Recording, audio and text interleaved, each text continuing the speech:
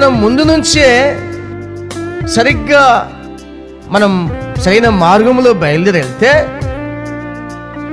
మనము రాజమార్గంలోకి బయలుదేరినప్పుడు తొట్టిల్లం, కుడికైనా ఎడమకైనా చూసి తొట్టిల్లం. మన ముందున్న రాజమార్గాన్నే చూస్తాం. ఎందుకంటే మనం చిన్న చిన్న మార్గాల్లో నుంచి వచ్చినప్పుడు కరెక్ట్గా నడవడం నేర్చుకున్నాం. ఆ చిన్న మార్గాల్లో మనం కరెక్ట్గా నడవడం నేర్చుకున్నప్పుడు రాజమార్గంలో ప్రవేశించిన తర్వాత ఇక మనం ఎందుకు చూస్తాం? చిన్న చిన్న మార్గాల్లోనే మనం గెలిచాం.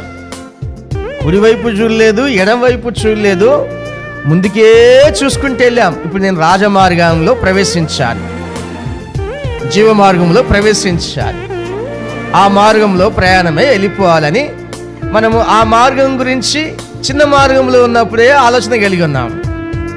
ఎప్పుడైతే రాజమార్గం దొరికిందో దాంట్లో ప్రవేశించాం. అప్పుడెందుకు కుడిపక్క ఎడమపక్క చూడం, నేరుగా మన ముందున్న గురి యొద్దకు పరిగెత్తుతూనే ఉంటాం. ఎన్ని శబ్దాలు వచ్చినా, ఎంతమంది ఎవరు ఏం చేసుకున్నా, ఏమైనా మనకు అనవసరం. మనం అవన్నీ ఏమి పట్టించుకోం.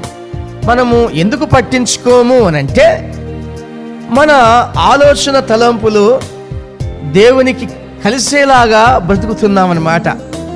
అంటే దేవుని తలంపులతో మన తలంపులు కూడా ఏకదాటిగా ఒకేలాగా ఉండాలని, సరి సమానంగా తులతూగాలని మనము ఆ ప్రయత్నంలో కొనసాగుతున్నాం.